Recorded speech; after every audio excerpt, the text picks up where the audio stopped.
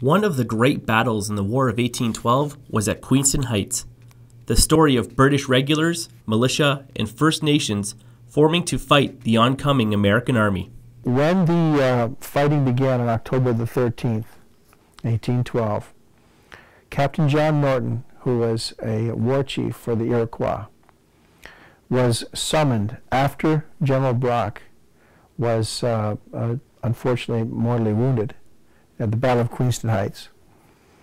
He got the call to go down to face the Americans. So he took with him about 100 Iroquois warriors and the Colored Corps, and he grabbed whatever remnants of the 49th who had been scattered from the fighting, pulled them in his ranks, and they ran 7 miles from Fort George to the village of Queenston. When the Americans had been purged from the village of Queenston, he then regrouped, and they took through the woods, through the backside of Queenston. And as they were approaching the mountain, there's a road that runs along that they encountered a British officer on horseback. Captain Norton told this British officer to get down to Chippewa, have Captain Bullock bring his forces up. He said, the Americans have invaded here. It's definitely here at Queenston Heights. We need the reinforcements. And he says, by the way, tell Captain Bullock that we will amuse the enemy until he gets here. So what Captain Norton did was he took his forces, again, further up and through the back of the mountain, through the woods. When he came to the woods, there was a clearing on the mountain, and they took the high ground, and looking down the slope, they could see the Americans who had already coming over in boatloads, were also piling up along, I guess it would be the east face of the mountain on the American side. There was at least 1,500 regular army troops. So they hit the Americans first, head on. Drove them into the woods. A full contingent by this point is awakened, and now he's got 1,500 bearing down on him. So that drove them back to the brow of the mountain. Yet they were still undaunted. Anytime the Americans began to move out of the woods, they would hit them head on, hit and run tactics. And this went on for several hours. They were getting ready to attack the Americans again when, looking to the left, to the north, they could see General Sheaffe coming with 900 regular army troops.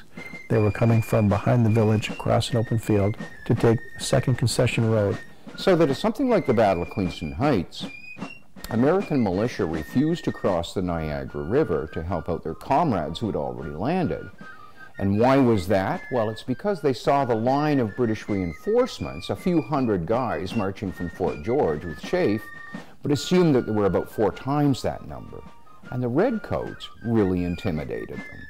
Along with that, the war cries of the 100 warriors that John Norton had at Queenston Heights, the sight of wounded men being brought back in the empty boats, you know, and blood sloshing in the bottom of the boats, and you consider all that, it's no wonder a lot of the militiamen decided to stand on their constitutional right not to have to cross the Niagara River.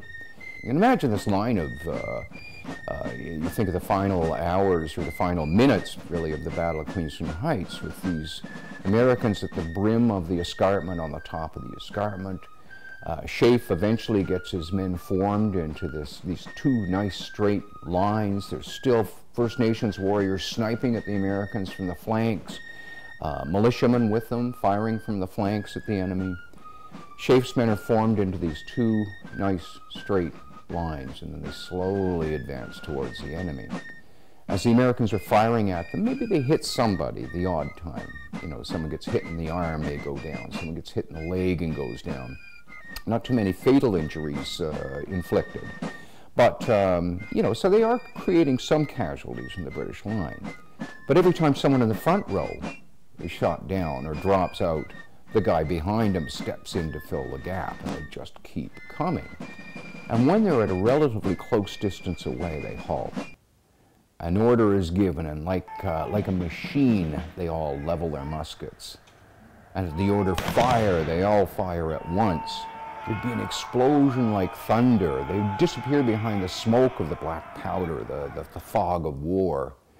And as the smoke started to dissipate, you'd see they were getting ready to fire again at you. I mean, the effect would be incredible. And the sound of those 1,000 musket balls flying through the air, 1-ounce, 3/4-inch diameter lead ball would hum like a swarm of angry hornets or something as it came towards you. And again, only about 1 in every 350 would actually hit one of your fellows standing beside you. But the sound of those 3/4-inch balls striking flesh, driving through people, there'd be blood spraying, there'd be men screaming in agony by taking one of these shots in the arm or the leg or whatever. It would just be so frightening that if you weren't well trained, it would be a tendency to run, which the Americans did. And most American casualties of that day were not caused by British gunfire, except at the very beginning from British cannon fire aimed into the boats. But most of the deaths came from panic right at the end of the battle when the Americans ran. Many of them tried to run down the escarpment and fell to their deaths or serious injury. Others drowned in the Niagara River trying to swim back to Lewiston. That's how much terror was put into them by this disciplined British line. And when you look at this battle and its significance and what they accomplished with such small numbers, we owe a great debt of gratitude to the First Nations and to these black soldiers who were instrumental in supporting the British and the regular forces.